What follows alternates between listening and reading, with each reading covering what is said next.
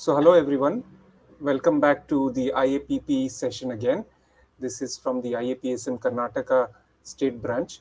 Uh, we are here again with the others, the one more session of IAPP, that is Inter Collegiate Academic Program for Postgraduates. And today we are talking on a very important aspect, that is dissertation, MD dissertation in community medicine. But before that, let me update you that we recently had the third conference, annual state conference at Vijaypura at BLDE University, and then we also had the elections, and then we have a new team that has taken over. Dr. Poonam Nayak is our president for the state now, IAPSM Karnataka. We also have two vice presidents, and yours truly happens to be one of the vice presidents. We also have Dr. Yadavanavar also as the vice president. We have Dr. Sunil Kumar as the honorary secretary, and Dr. Vinay is the treasurer. We also have GC members. Before I go on to introduce Dr. Manjunath, we have Dr. Poonam Nayak, the current president of IAPS in Karnataka. So I request her to actually address you all. Thank you, Dr. Animesh. A very good evening to one and all. So it's both a pleasure and a privilege to be here at yet another session of IAPP under the Karnataka chapter IAPSM. So since the last couple of months, we have been having an online session of these IAPP academic activities so that we can reach out to a larger crowd, larger group of postgraduates as well as interested faculty. And also we can have resource persons who have the expertise in the respective field, and we can have these resource persons from various parts of Karnataka as well as from the country, and that is how we have been having them. And of late we have been also trying to have these sessions uh, based upon the suggestions as given by the participants, and thereby today's session on PG dissertation in community medicine, exploring new frontiers, it's of prime importance for all our postgraduates and also for faculty as well. So it's a pleasure to have Dr. Manjunath SN with us for this IPP session to speak on PG dissertation and its new exploring the new frontiers. Because which topic to take for dissertation, how to go about literature review, identifying the gaps, recent advances, and we all know that everything under the sky comes in community medicine.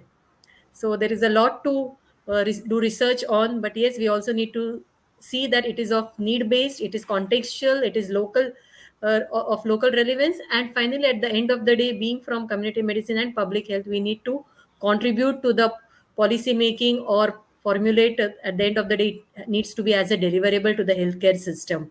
So thereby uh, I welcome Dr. Manjunath for this particular session, and Thank you, I'm madam. sure this particular. Thank you for being here, sir. And Thank you. I'm sure this session would be of great importance and great useful for all the participants over here. Thank you. Over to you, Dr. Animesh. Thank you. Thank you, Dr. Yeah, thank you, Dr. Poonam. So what we'll do is we will straight away get into business, and I'm going to actually very briefly introduce Dr. Manjunath as per his wish and desire. So Dr. Manjunath actually a very simple and very humble man, but very accomplished. That's what I will put in a nutshell.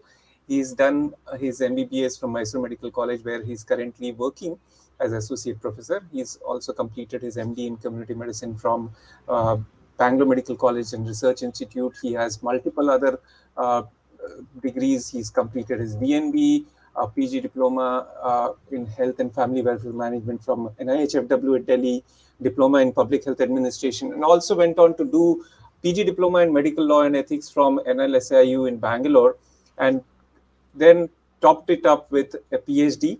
And he did not stop. We say that lifelong learner. I think Sir has been an example, and I have always looked up at on to him, because he went on to do his medical education, FAMER, and then advanced course, and then also a course in essential skills in medical education by AME, that is Association of Medical Educationists of Europe.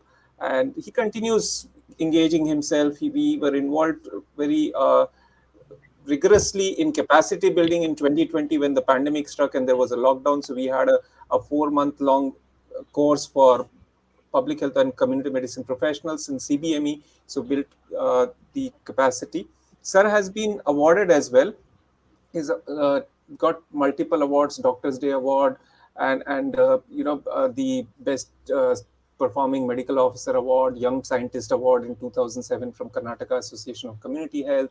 Then he's also had been conferred Fellowship of Royal Society of Public Health in 2019.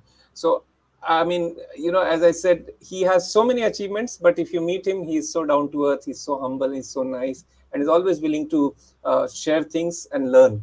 So, with that brief introduction, it's over to Sir. I think he will guide us through what are the new avenues and new frontiers that we can explore in MD dissertation in community medicine. Over to you, Sir. Thank you very much, Animesh sir, for that introduction. Good evening, dear students, colleagues, and friends. I thank at the outset IAPSM Karnataka chapter, especially Dr. Animesh sir and Dr. Poonam Naik madam for this privilege to share my thoughts, ideas about how a PG dissertation in community medicine should be. This has been very close to my heart, so I am speaking from my heart, not from the slides. Okay, please note, participants, this session is not about how to carry out dissertation, nitty-gritty of dissertation. We have learned it in many places. There is a scope for that also. But most importantly, the objectives would be to drive home the need for novel topics, new topics, useful topics, relevant topics in PG dissertation, and also look at the possible areas with selected examples. That would be the main objective of this. Now, the first question, do we really need this session? This session should have been how to do a successful PG dissertation so that I submit my dissertation, it is accepted, and I get my degree. That is much more a felt need than the novel topic. But still, I will impress upon you, I will convince you that why this topic is important, because we have to ask certain questions. First one is post-graduation dissertation activity in community medicine a scholarly activity in all the places? The answer is yes, this session is not needed. Is it impacting community health? Answer is yes, this session is not needed. Is it adding new knowledge and wisdom? If yes, not needed. Is it contributing to making better public health experts? But there are question marks. There are islands of excellence as far as dissertation is considered, but by and large, the quality is below par. How do you know? I will tell you now. Preamble. I have done a few need assessment studies regarding this. One is know your dissertation study, PG dissertation in selected specialty in an university, qualitative analysis. Third one is CRT study. Sorry, CRT means conformist, reformist, and transformist. Who is a conformist? Any guide, any student who chooses a proven topic, done elsewhere, done many times, repeat it, and get the approval and the degree. That is conformist. Reformist slightly takes that topic a little forward, little this way, that way, branching it out, extending it. Reformist. Transformist, trying to look for a very new area, a challenging area to do the research work, that is dissertation. So all across, I found through these studies that there is an all is well phenomenon. Why worry? Dissertation everybody is doing, they're all getting degrees. Why worry too much about this? So there is a play safe attitude among all the stakeholders, universities, faculty, of course, students. And I have found that dissertation is the most neglected component of PG training in most places. In not all in all places, but in most places. Of course, most of you will agree with me. Some of the findings I will share from my study is dissertation in MD community medicine an act of scholarship is the question, research question. So some of the findings are, we asked people who have completed their MDs, after 5 years, only 11% of them remember the exact title of their dissertation. But most of them remember the area of their dissertation, close to 100%. And only 38% have presented their dissertation in a conference, 19% have only published it. That too, many of them not in a quality journal. And how many of you have pursued their dissertation work in the sense that research work in that area? After MD, only 2%. It's as good as zero. Then some findings of my study, quality of PG dissertation submitted to an university. We try to identify the areas, topics where most of the PGs are doing their dissertations. Close to 30% chose RCH related topics, 23% selected communicable diseases related topics, 22 NCDs, and so on and so forth.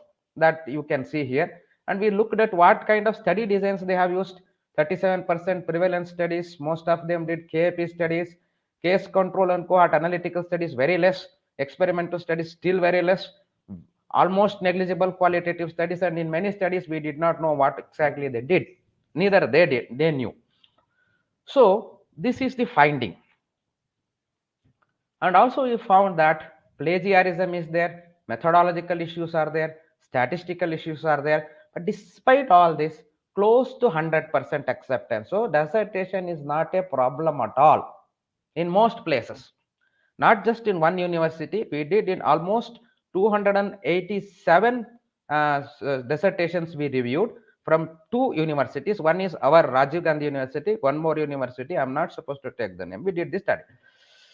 So can you connect these dots? Because many people say, sir, why worry? Just finish your MD. Later on, there is plenty of time to do good research, quality research, or what you say, novel research. Why worry now? That is acceptable. But look at this slide. Paul Longerhans is there, Banting and Best are there with their famous pet, and then Maurice Renaud is there. If there is a polling or a chat box is available, I would have asked, can you connect these people? Why I'm showing them? All of them did their major research breakthroughs they got when they were students. Later on, they did not add much because they were young, they were enthusiastic, they had that inquisitiveness and curiosity. As a researcher, they did this. So the point here is, during studentship, that is during postgraduate studentship, you can definitely bring about cutting edge quality research work. And then in the year 1996, dissertation was done by Page and Brin when they were PhD students. What was the outcome? Google. Look at that. They were just students. The point is to just make you understand that during your dissertation only you can do real wonders. That is the point that all of us need to understand and accept and assimilate and adopt. What is dissertation? Many people don't know this. It's a spoken or written discourse upon the art treatment of a subject in which it is discussed at length. Even orally also dissertation can be done. In the good old days, they were doing that in the great debates. Okay. Now, let us come to the most important question. Why should a PG carry out a dissertation? An expert group from the Institute of International Medical Education developed global minimal standards for medical education, which was published in an important journal called Medical Teacher almost 20 years back. What did they say? The experts said that PG dissertation, especially in medical sciences, is important because it fosters spirit of inquiry and scientific attitude, and it makes the student understand the different techniques of doing research, and it improves critical thinking and evaluation of literature, acquaintance with latest knowledge and development. Look at this, that's why I've colored it in different hue. That is development, not just acquaintance, development. Research training helps in better clinical decision making and develop team skills and scientific writing skills. This is what the experts said. Now, what does our university say? It just says partial fulfillment for the award of PG degree in conformity with NMC bar MCI guidelines. So very simple. So it is a partial fulfillment for the award of the degree. Sir, we are doing it. Why worry? Then what will the student say? I showed you what the expert says, what the university says, but what will the student say? The student says, God only knows, sir. Only university says it is a requirement, we are doing it. Majority of us may feel that it is a necessary evil. We have to go through that. Some have finished it. If you are guide science and you submit in time, the job is over. It is just a ritual to go through. So why I have shown this Bahubali slide here? See, what you are holding on your shoulders can be treated as a burden. can also be treated as a pleasure and privilege that I am holding this. I have compared dissertation this to this sacred Sivalingo. That means you should be proud, you should be happy, you should feel privileged to do this. That's what I feel. So I have shown this pic to you. So according to me, I have made it as A, B, C, D, E, F. It goes up to L and M, but I have listed only up to F. Attitude honing, bench to bedside spectrum, communication, CV improvement, department. Look at this department strengthening. You bring value to the department. There are certain community medicine departments in the states who have established themselves as specialists in rabies, specialist in hospital management, specialist in hospital waste management, specialist in communicable disease. The department itself has got a brand value because it has churned out some quality publications as well as dissertations from the postgraduates, and ego and fundings, all that will be there. Then another thought is happening simultaneously in NMC. Can we scrap this dissertation business? Anyway, it is not going to be very useful. Why should we have this dissertation? So that thought is already going on, the discussion is going on in the NMC. But if you look at other places, the best medical school, Harvard Medical School, also says that dissertation is not mandatory for all programs.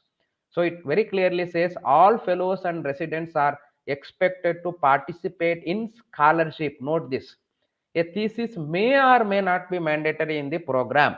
Individual flexibility is given to specialities. So the best medical school says it is not mandatory for all PG residents. But it also says that the resident must participate in scholarship. What is that scholarship? Scholarship is equivalent to dissertation according to me. Then ACGME, Accreditation Council for Graduate Medical Education, says in its common program requirement for residency that the program and faculty must create an environment that fosters scholarly activity. What is the summary? All across the West, there is tremendous emphasis on developing scholarship early on during residency itself. So post graduation is the ideal, or residency is the ideal time for engaging in scholarly activity. There is no doubt about this part. So what is scholarship then? So are our dissertations are activities of scholarship? That is the question. But unfortunately, the answer is not in affirmative. So scholarship, Boyer in 1990 said there are many types, basically four types of scholarship: scholarship of integration, scholarship of teaching and learning, scholarship of discovery, scholarship of application. So if we look at the dissertations which are submitted, the run of the mill dissertations submitted to university, they do not fit into any of these circles. So the summary is scholarship is definitely lacking in our dissertations. Now, why should we worry about the dissertation? I want to extend this debate. Community medicine department has been going through an identity crisis since a long time. I am in this specialty since past 31 years, 7 years as a medical officer, later on as a faculty in the oldest medical college of Karnataka, that is Mysore Medical College and Research Institute. And I have been a part of this debate. What is the debate? What are the roles and responsibilities of community medicine specialists? Why the name is getting changed so many times since its inception? 1950s it started as Department of Hygiene, 70 years back. Now it is labeled as community medicine. In some institutes like institutes of national importance, it is called as community health department, Department of Community Health and Family Medicine in some places, and in West they call it as Department of Public Health. Why this confusion in the nomenclature? One debate, one identity crisis. Next one is it a clinical or paraclinical department? This debate, I am fed up with this debate. There were certain directives from NMC, erstwhile NMC, MCI, saying that community medicine belongs to clinical specialty. But clinicians were not willing to accept us as clinicians, because we had to demonstrate that we are a force to reckon with in the field of healthcare. So the ball was in our court. It was our responsibility to demonstrate, to prove, to establish that we are a department of significance. It is a pan MBBS subject. This is the only pan MBBS, starting from the foundation course till the internship. We are there. Our presence is there. The curriculum is spread across. But still, people are not happy with what community medicine people are doing, thanks to COVID in some way. So now, thank God, NMC now says there is no pre-clinical, no paraclinical, no clinical department. It is first professional, second professional, third professional. All departments are clinical departments. So thank God, at least that debate is rested. Okay. So this, if we do an impactful dissertation, it can help to identify or establish the roles of our public health expert, and it can establish sub-specialties in community medicine.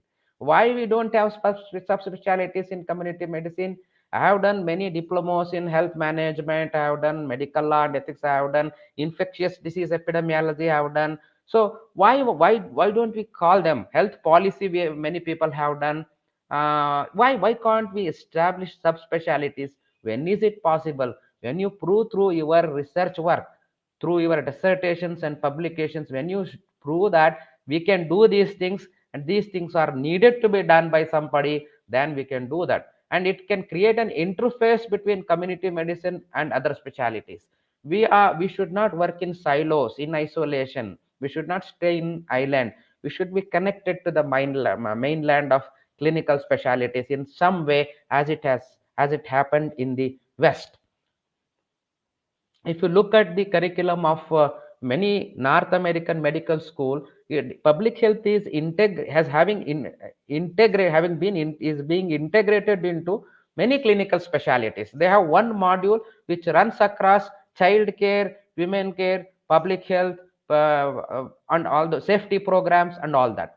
So it is not a standalone program. Pathology is not a standalone program in many North American universities. We should reach that stage. So I have just made a word art of what all subspecialties we call ourselves as epidemiologists, sociologists, infectious disease experts, public health nutritionists, health policy advisors. Some people call them as public health entomologists. So I have identified more than 20 subspecialties. So our dissertations should be in these areas, to show that we can do in all these areas, we can do something we are involved. I just have created a word art which has almost 20 plus roles identified with community medicine people. Now, there are two types of research. One is 0 to 1 research, that is a high impact paper. Apple fall is falling down, law of gravitation. So that is 0 to 1. From nowhere you have identified something, and then that's a very high impact paper. Low impact paper means apples are falling, somebody else said, I will say oranges will also follow, somebody will say lemons will also fall, somebody else will say something else will also fall. That is 1 to n research. It's a low impact paper. It is not possible to do high impact paper always. But we need to understand that this low impact paper, so called low impact paper, or so called 1 to n research, can also be made interesting, can also be made meaningful. That is the point that I am trying to make. So take a saleable topic, a topic for which everybody wants an answer. There was a point of time in India where everybody wanted an answer for this question: why Katappa killed Bahubali? So our topic should be like that. Then people will fund you.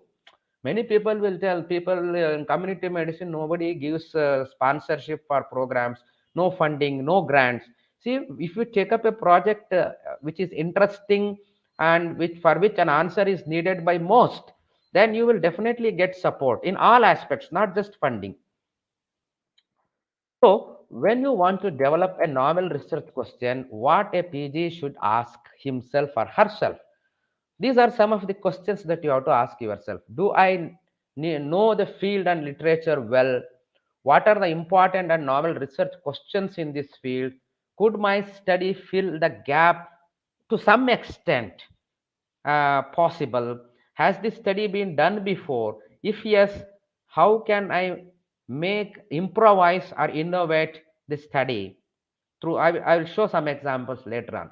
Is this the right time to answer this question? Is it a hot topic? Like that. For example, artificial intelligence. How can I incorporate in community medicine for disease modeling? Like that, you have to find out that. So you have to spend maximum time in the preparatory phase. The selection of the topic should be a very rigorous, very scientific, very intense exercise in the department, involving all the senior faculty, people from different disciplines, people who are working in the field like district health authorities. All these people should come together and decide what should be done in the next 5 years in a given area, in a given region, in a given state. Are the results likely to be useful and applicable? What will the society get or the community get out of my work? These are some of the basic questions we need to answer. But some of the participants here who are watching this may feel, sir, I have already started my dissertation, sir. ನನಗೆ dissertation topic ಗೊತ್ತಾಗಿದೆ, ನಾನು data collection ಮಾಡೋ ಹೋಗಿದೆ, ನಾನೇನು ಮಾಡಲಿ ಈಗ, what can I do now? So many of you may be in this predicament. Now, don't worry, there is a possibility of improvisation through different statistical models. Same data, same topic, same title, same hypothesis, same objectives. Data is already collected, but if you have, by using the most appropriate statistical model, you can really bring out something new, and you can also try to improvise on that. That is a possibility, and I've seen that, and we have done it.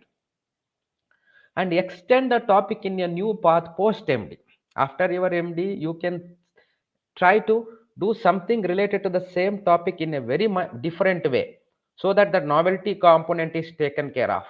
Or you can also think of doing an independent research project, if possible, apart from the dissertation that you are doing as a formality. And start planning and preparing for a project post MD right now. Do not wait. Right now only start planning and preparing for a project which can be of some use to you and to other stakeholders. And the last but not the least, after all, you are a future guide. Keep this in the mind. You will become a guide 5 6 years down the line. So you please keep this in mind. And this topic is more to the faculty than the PG students, according to me. Hopefully the faculty are also there, some of them at least. So if you look at the dissertations of medical schools in community medicine, pure research, people say there is no scope. Okay, agreed. Applied research, problem oriented, they do. In that, primary research like surveys, observational studies, most of us do. Secondary like operations research, economic evaluation, research synthesis, rarely we do. So then I went through the dissertation topics at other institutes also. I told you that I did a study in two universities regarding the dissertation quality. I also looked at the dissertations done at National Institute of Epidemiology, MPH projects, MPH dissertations done in PFHI, Public Health Foundation, PHFI, that one is Public Health Foundation of India Institutes, All India Institute of Hygiene and Public Health, and the DRPH and MPH programs from the West. I looked through many of those through my students who are there. I looked at Washington University dissertations in public health. I looked at University of Pennsylvania, which is supposed to be one of the most premier universities in US. I looked at London School of Public Health. I looked at Leeds University, UK dissertations, and I just wanted to see what they are doing, how they are different from our public health dissertations. I wanted to get an idea. I did all this before this presentation, and some novel topics I have come across, very novel topics. You can take a clue from them. I have taken some assorted. I have a long list of topics. in my system. I just selected only few which you can easily relate with, because some of the topics you cannot relate at all. They are like that. So these are topics which the our regular community medicine postgraduates can relate themselves with. Calculation of disability adjusted life years for diabetes in India, calculation of bed occupancy rates and its impact, and correlation between per capita income and nutritional status. Same thing, we are doing this nutritional status, but how the correlate mathematical model they use. Development of an app for diet charts of rural population of Hyderabad app. So it's a more of a technical field. So an engineering student and a community medicine MPH student has done it together. Drug inventory management techniques in a district hospital. Very interesting topic, because actually it was done by us only. Application of Six Sigma tool for quality improvement in a corporate. Look at this. Six Sigma tool is used only in corporate sector, in the Fortune 500 companies. Now we wanted to import this to medicine in general, community medicine in particular, in the health management sides. How can you reduce the waiting time of an antenatal woman in the ultrasound department of a corporate hospital? By doing what measures you can reduce the waiting time of an antenatal woman? So look at the beauty of this project. See, if you reduce the waiting time by 30-35 minutes, it makes a big impact for that lady who cannot sit for a long time. So it's a very interesting study we have published also, but I will not go into the detail. I'm just listing out the topics. You can Google out what is Six Sigma. It's a very interesting concept.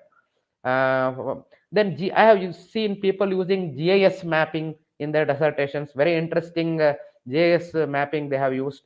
Patient satisfaction surveys, and what are the determinants of patient satisfaction?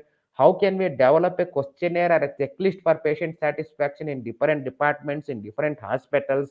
Patient satisfaction survey in a government, the questionnaire cannot be same in a government hospital and in a private corporate hospital, in a PHC and in a tertiary care hospital. So very interesting, they have developed this survey checklist through their projects and dissertations. Basic research and community medicine is something they don't go together. Many people say, you must be joking. What are you talking about? Sorry. So I have come across a study.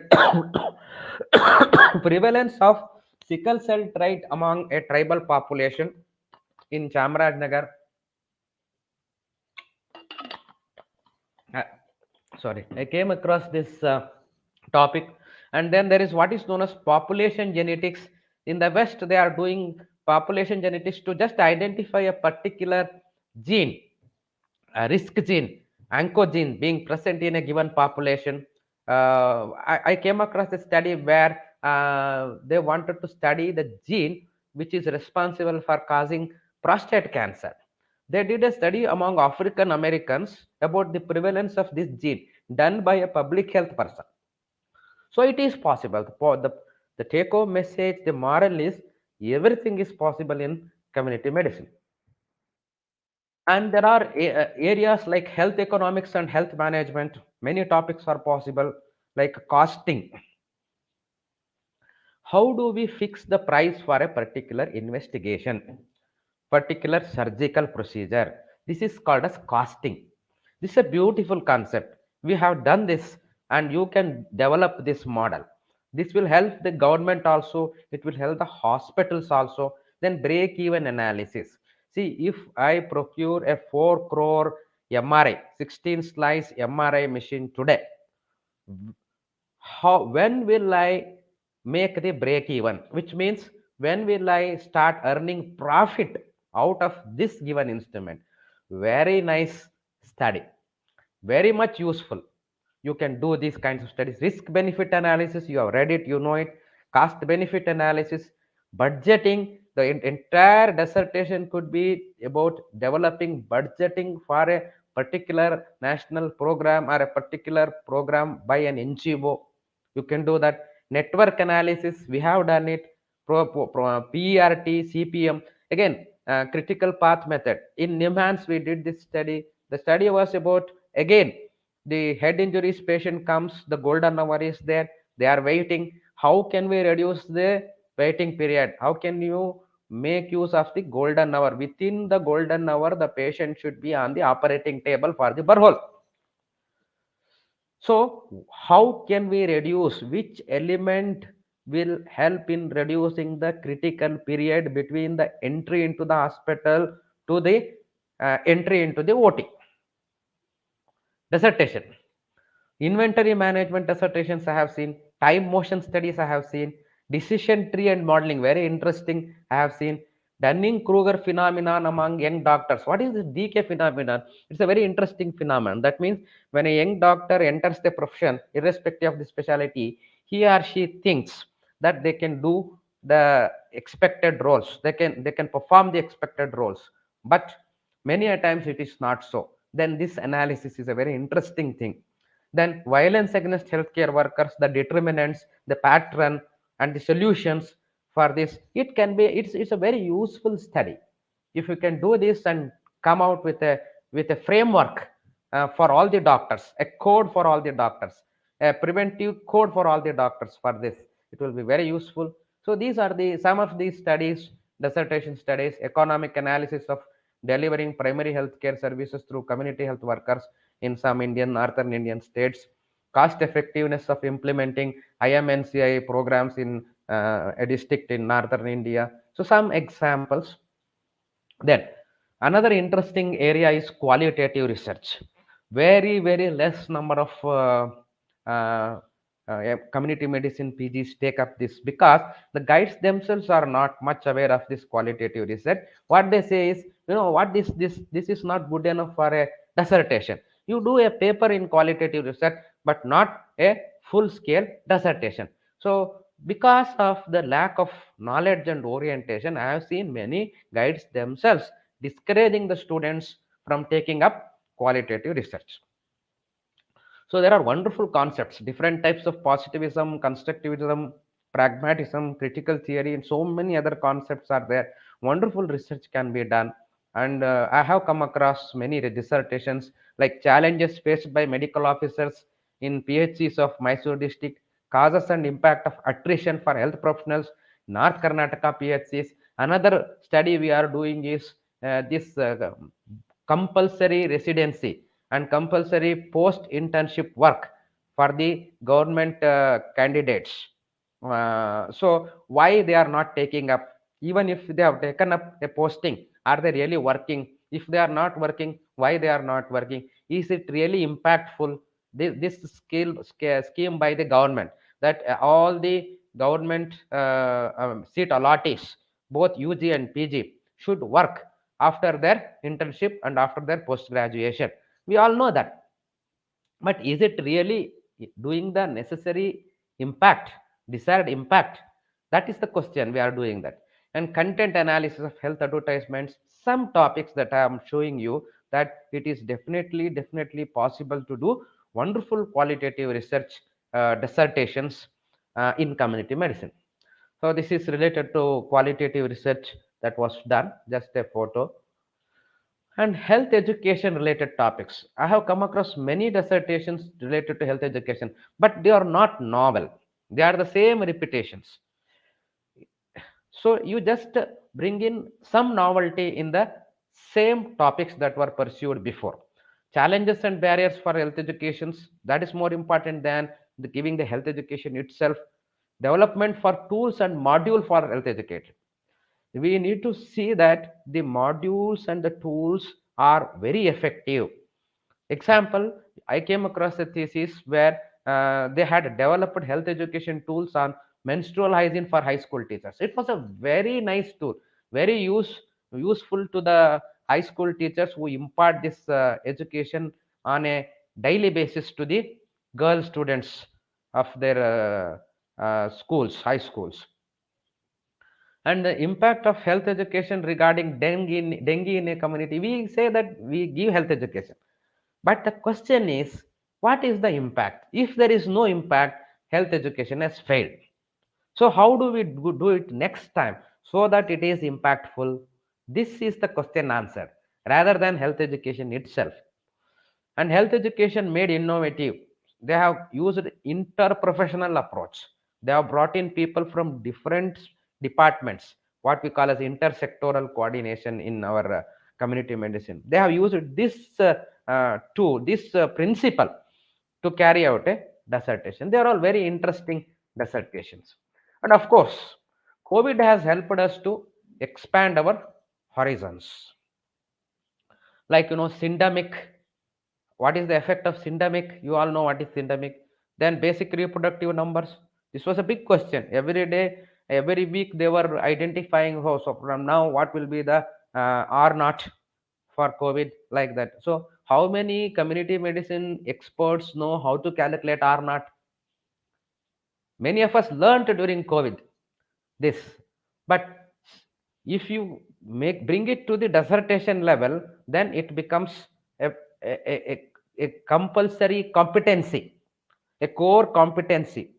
Now we have this competency based postgraduate medical education also.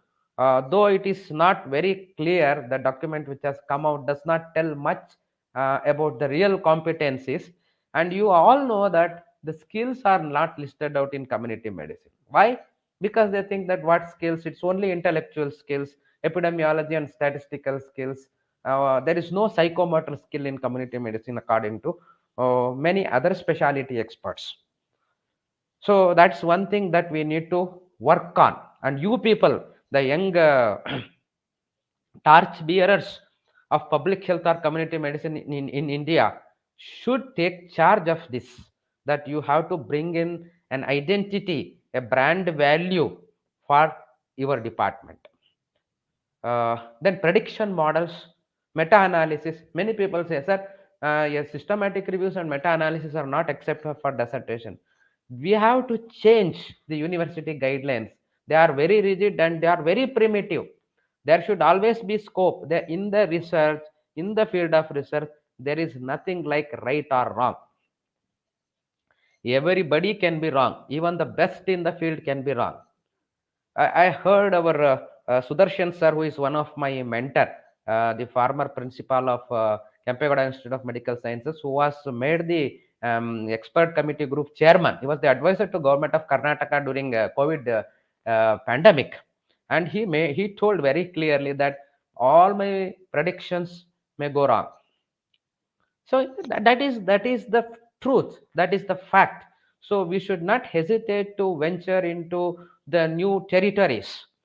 We should explore, we should experiment, and in the process, if you fail, no problem. See, instead of just repeating a dissertation done elsewhere, attempt a dissertation which may not come out well and accept it. We should reach that. I am not telling only to the students, I am telling to this all the stakeholders, be it teachers, be it guides, be it university. We should accept it. This is what they do in west. Now when I looked into University of Pennsylvania, UPenn dissertations, many of them were incomplete. They just concluded.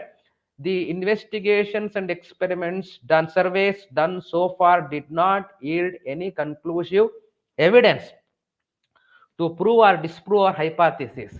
So we will conclude our dissertation with the following recommendations to the future researchers. So the end output of the dissertation in UPenn in 2-3 I saw was just a recommendation as to how they can go about in this area. Those who take up the same topic later on. See, that is the beauty of research. It is not that you have to come out with some graphs, some charts, some tables, and with some people are fond of the significant values, and then get the certificate. It absolutely makes no sense in just getting a significant result in a particular data, because I will vouch for the statement that 90% of the statistical tests applied are not appropriate, not just in dissertations, even in many publications also. So, and then uh, dissertations related to behavioral issues during pandemic, intersectoral activities, vaccine hesitancy, adverse effect following vaccination or immunization, vaccine efficacy, long-term effects of new vaccines, and last and very important is supply chain management during test. I came across a very interesting topic in Leeds, University, UK. During COVID, the public health department, London School of Public Health, they did was they just focused on this dissertation was focused on how do we manage supply chain of all the resources, starting from drugs to personal protective equipments, PPEs. How do we manage this? Can we have a system in place? Can we develop a software? Can we have a dashboard? Can we develop some framework, some mechanism to see that this supply chain is always functional, operational, not disrupted? Wonderful thesis. Now, this is another thing that we have not explored. Statistics predominant topics. That means where statistical component itself is the major part of the thesis. Questionnaire development and validation. I have not come across anybody. We just say that we developed a questionnaire and we have used. We developed a semi-structured questionnaire. That's all, a simple questionnaire. But a full scale questionnaire, standard questionnaire, can you develop and validate the reliability and validity? Or can you test the validity of an existing questionnaire in your population? It's a very interesting thing that you can do. One of my student wanted to do the development of a research quotient. Spiritual quotient. Spiritual quotient. He could not do it, but he made an attempt, and we are continuing with that now. Then development of disease models. So I have come across this hypertension model. What does it mean? Distribution of systolic and diastolic values for different drugs. It's a beautiful study. I have never come across such a study anywhere in my lifetime. What it says, see, you take beta blocker, you take calcium channel blocker, you take AC inhibitors, etc., etc. Okay, when you take this in different individuals, Holter monitoring, record their blood pressures, and then see how much of fluctuation occurs. At one point of time, you check systolic and diastolic. That is not important. But in these different groups of antihypertensives, how does the blood pressure vary? What is the range, width of that, minimum and maximum? So that is in mathematics they call it as maxima minima concept. I am very happy that a person known to me was the guide for this. I'm very happy for that. So this is a very new topic. They got an award for this. They have got multiple awards because this kind of study is not done at all. Look at the interface with medicine department, cardiology department. No, they will be wondering, the cardiologist will be wondering, we never knew this, that this kind of drug will cause this kind of a problem. And for that heart rate also you do similar study modeling. For blood sugar also you do that modeling. Because why? See, I just told them that why can't we do it for diabetes, which is much more important, because they go for hypoglycemia. At least we know that this drug will most of the values are in the minima side, that means hypoglycemia side. So if we correctly develop the model for this, we can predict that these many number of times in this patient who is on this particular drug with a particular blood glucose level will go in for hypoglycemia. Who will tell the cardiologist this? Community medicine people will tell this. Think it very seriously. It is very much possible. Identifying the best fit model for a disease. What kind of a distribution is it following? Logarithmic distribution, normal distribution, Poisson distribution. What kind of a distribution best fits into this disease for a given population? Constructing a regression model and development of a statistical algorithm or prediction model. Are you serious? No, the point I am trying to make you is I am just dishing out the wonderful opportunities, unexplored territories that we can explore. They are all there waiting for us, you people rather, to explore and to conquer. Well, one more interesting how you can develop a dissertation. One student in physiology was a great fan of this gentleman, and I am the chairman of research cell, so I come I came across this. We conduct regular meetings, reviews. So the student said that she wanted to do something related to these sudden deaths, cardiac deaths. So the physiology HOD asked me, sir, what can be done? I told them that you can do like this. Study cardiac cycle changes during the exercise, review of literature extensively do that. Finally, heart rate variability during high intensity physical training among middle-aged persons. So, okay, physiology dissertation is over. But can we tag it? Can we link it to community medicine? Yes. A community medicine PG was tagged along to study not from our department, but from a different college, to study body dysmorphic syndrome. How do we perceive our body and how that influences our exercise pattern, our eating pattern? It is shaping up as a very nice dissertation somewhere else. And unfortunately, this was not accepted in some college, but one guide said, no, we will do it, and they are doing it. So this, I am showing you the possibilities. Then, medical education related topics. See, this is the need of the hour. The community medicine people should take very active part in medical education also. Development of modules, validation of assessment tools like ASCII. ASCII is the most misused, abused, underused, unused tool in India. So this, what we call ASCII is not ASCII at all in 99% of the places. I will watch for it. So we should do what is called as validation of the checklist, whether this ASCII is really testing what it is supposed to test. That should be done. We can do that. Development of new tools, modification of existing tools, development of new teaching and learning tools, assessment tools, predictive validity and admission tests like NEET. No, who has shown that NEET is not effective, we want exit. Do a validation whether the NEET has proved its predictive validity or not. Was it really useful, fruitful or not? Who has done this study? Nobody has done this. Predictive validity of CBME now, which is going on. All this need assessment studies are all possible. Just one example. We developed a new tool in community medicine, which is called as Objectively Structured Community Health Examination Tool, OSCHE. That is a modified version of ASCII, because I was not happy with ASCII. ASCII is not for community medicine people. There is no good quality assessment tool for community medicine or public health people at all.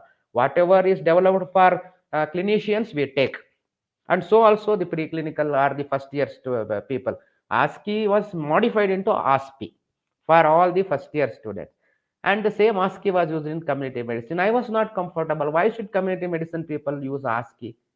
We should have a tool of our own. So this we have already developed, and we are in the process of publish. I presented in an AMI conference also, got an award for this also. So now I have showed you different types of topics, and my perspectives and my experiences with uh, different topics and areas.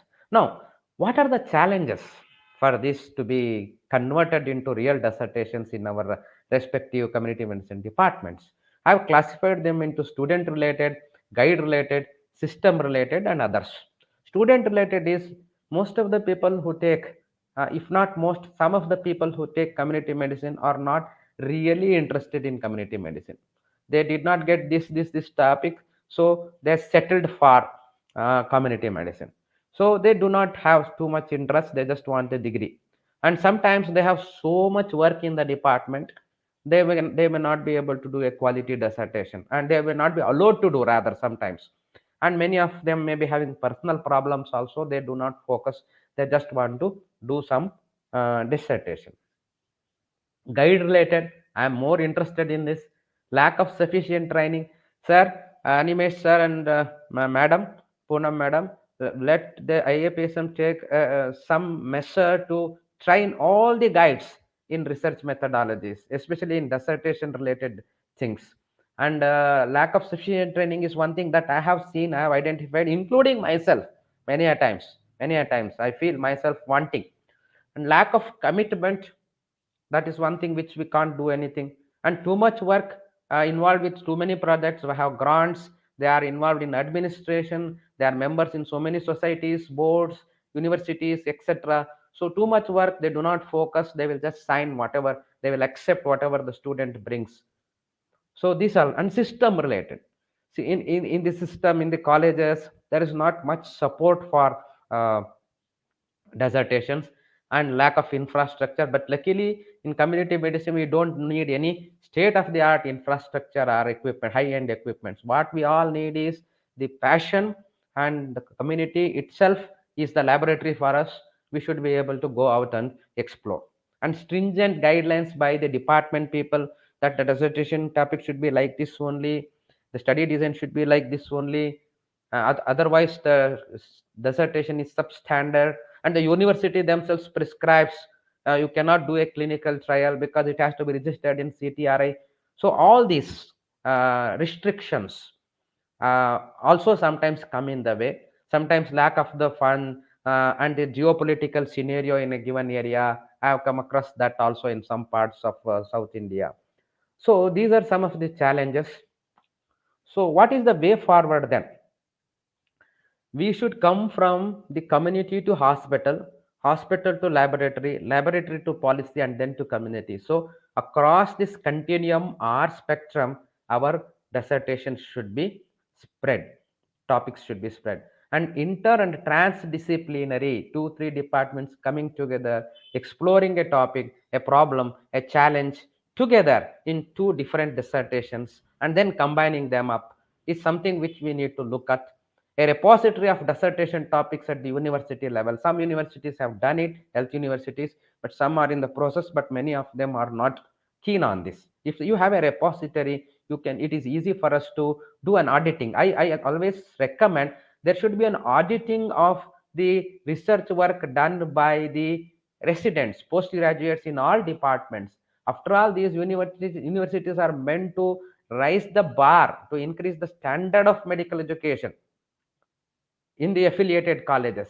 I told the registrar of RGHS is my friend only, Dr. Riaz Basa. I very clearly told, sir, you do an audit of all the dissertations submitted, starting from plagiarism, you do everything, and then you give a report on that, develop a status report paper on that as to the and then based on that, do some activities like capacity building, faculty training, giving funds, giving grants, and all that, giving incentives and all that. And he said, Manju, then you take up the job, he said. So this is to be looked at. IAPSM and other organizations can be taking lead. I am requesting Poonam madam, who has recently taken over, and our close friend Animesh sir for this, and focus on improving dissertations in our conferences. Sir mentioned about catch conference, IAPSM conference. There should be plenary sessions on dissertations, and the pre refresher courses are happening in Karnataka from 2008. The first pre refresher course was organized by our team only in the year 2008. I remember at KIMS. So it is on an annual basis, it is happening. In that course, we should focus on this. We will focus on the dissertation, but we should focus on the newer areas that can be explored, and faculty development programs with respect to dissertation training, awards and grants in institution at various levels, at the department or college level, at the university level. We have to institute the awards and grants for the postgraduates. For example, in our university, 50 best dissertation topics will be given a grant of 50,000 rupees each. We have to apply. There is a screening committee, not just in community medicine, across the discipline in medical stream. In our faculty, they will give 50,000 rupees grant. And in NMC also you can apply. NMC also gives the grant provided your quality of your dissertation is good. That should be looked into. So I'm coming to an end. I am very much impressed by Robert Frost. He says in this poem, a very famous poem, The Road Not Taken. Two roads diverged in a yellow wood, and sorry I could not travel both. Look at the last paragraph. I shall be telling this with a sigh. Somewhere ages and ages hence, two roads diverged in a wood, and I took the one less traveled by, and that has made all the difference. Look at the beauty. I took the one less traveled by, and that has made all the difference. So, dear students, please remember, dissertation is the first research baby of yours. First important. You might have done an ICMR, STS, this and that, but this is a real research work that you have done. So take it very seriously. Thank you and happy researching. All the best. I wish you all the best. Open to questions. Then once again, I thank Animesh sir for this opportunity. Thank you, sir. Over to you. Thank you so much, sir. I'm really like impressed, and as always, I learn a lot of things from you. So my appreciation really keeps improving and increasing as I interact more and more with you. Thank you so much for obliging us. There is a lot of appreciation coming in, sir, in the chat, and people have been appreciating. Some of them are lamenting that they did not get to hear this before they could actually take up their topics. But I feel that it's never too late. So uh, I don't see any particular question, though there was one in between which was there, I think deleted, but I'll just read out for you. So there was a question, sir. Dr. Shrestha has asked earlier that longitudinal study and clinical study means what? Is it like hospital-based study samples which are to be collected till the sample gets achieved, sample size gets achieved? So See, don't, thank you, sir. Dr. Shrestha, don't start with the longitudinal study. Start with the research question. What is the title that you are looking at? And which kind of study design suits it best? What is your topic? What are the objectives? What study designs? Do you require a longitudinal study? Are you looking at one time outcome, short term outcome, long term outcome, multiple outcomes, different duration outcomes? What you are looking at? See, you can do a longitudinal study either in the community or in the hospital in the follow up study. For example, I will give you an example. There is cancer follow up study. Post radiation, post CT, post RT follow up study is can be done in a community setup also, can be done in a hospital setup also. Depends on what is the outcome that you are interested in. Are you interested in looking at the death? Are you looking at the remission, complete regression of the cancer? What you are the side effect of a given medicine, tolerance of a given medicine? What is that you are looking at? It depends on what is the outcome you are looking at. If that can be satisfied in a hospital setup, when the patient keeps visiting for different cycles of RT and CT, you can do it in hospital. If it requires to be collected by house visits, it has to be done in community setup. It's as simple as that. So don't start with study design. Always remember, you have to start with the topic and objectives. How do you satisfy the objectives? What kind of data that you are looking at, and where you can collect the data which is convenient both for you as well as the study participant. As simple as that. Yes, sir. thank you so much, sir.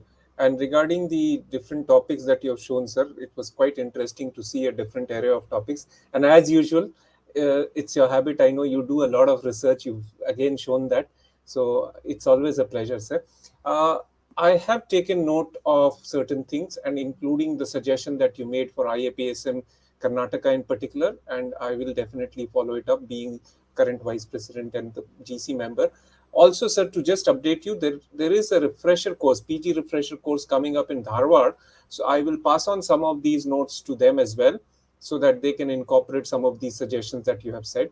And I would request all those who have been watching this or who have access to this, kindly feel free to pass on this link, because this will be archived in YouTube.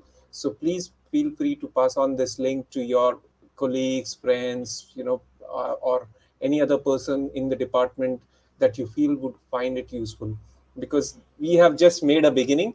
We had wanted to do this last month actually, but due to some reasons sir couldn't be available, so we had to keep it for this time. But I'm really happy that sir could make it this time, and then we had this session. So we have made a beginning, we have started sensitization, and everything starts with the first step. So that's what I would like to say, sir. So at least we made a beginning. I don't see any particular question, but if anybody has anything in particular, please put up. by the time I get any question, I also take this opportunity, sir. As you said, we have to make ourselves heard, and advocacy is also important. As you said, that if we have people in universities, so we have to make efforts, and we have to continue that effort, because sometimes first time itself will not yield the result that we want, universities or wherever the change. So I think that's something, and whatever is within our purview, I think that's something which we have to do. uh, Rest of the things will fall in place in due course. Sir, I don't see any questions in particular, so anything else you want to say or sum up, sir? Oh, no, my point is most of I to showed in one of the slide that many of you might have already halfway through your dissertation. You have selected the topic, you have Right. collected the data and different stages. So don't lose heart. You think of how your dissertation can be made in the completed in the best possible way. One thing. Next, take up a Correct. topic and do an independent research on that, something related to this. And of course, post MD also keep this in mind that we should not restrict ourselves to the convention, break the rules, break the convention, and take community medicine to a higher orbit. That is my appeal, and bring value to community medicine. So that is my appeal to all the young postgraduates, and and also I would like to say that some of the senior people also we have some complex inside. We can't do that. We are not clinicians and all that. We have to shed it. See, and also designation also does not matter. What matters is how much passionate you are in the field that you are pursuing with. So keep that in mind. Do not be restricted by the guidelines. Guidelines will restrict you to one extent, but once you come out and establish yourself, you yourself become the guideline. So that is the take home message for you. Guideline we need to follow. Restrictions are always there. It is there for our own benefit. If there is a restriction, if the university says you should not be doing a clinical trial independently, there is a reason for that. The reason is, one is you cannot do it, you may not be skilled enough, competent enough to do that. Other one is there is somebody's safety is at stake. So it doesn't, there are exceptions also. That's why I told you that the KIMS Bangalore did lot of trials, and sir may be knowing, under Sudarshan Sir's guidance with respect to rabies vaccinations. And Yes, people sir. were wondering, community medicine people are doing trials, randomized control trials, that too for rabies vaccine. So people were wondering, and now they proved that it is possible. So it is possible for us, but at the same time, just because somebody says that everything is possible, you should not break loose and cause some damage. You should go in a very systematic and methodical way. First, identify whether you have reached that stage of doing that. Do you have the enough support in the department, or you have a mentor? That is why I say we should not call them as guides. We should call them as mentors. A guide is one who goes by the rules of the book and says, you finish this, I will sign it. A mentor is one who will understand what you are, what you can do, what you cannot do, and what are your needs, and he or she will cater to that needs. He or she will act as a catalyst to transform you from a normal postgraduate to an achiever.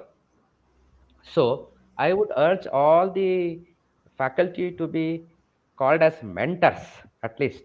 And in the West, they are called as mentors only. So, for example, my son is in UK. He calls his guide as mentor only. He never calls her as guide. So these are some of the things we need to keep in mind. You gave me 2 minutes extra. No, no, that's fine, sir. Absolutely, always a pleasure. So thank you, sir. Thank you. I think so. Since we don't have any further questions, I think thank you so much, Yes, sir. sir. And it's been a pleasure. Thank you for your time. Thank you for so much of research that you've done and Thank you, shared sir. your wisdom with us. Yes. So Thank you, we'll end sir. this Thank you here. all. Yes, yes, sir. Thank Yes, you. yes, sir.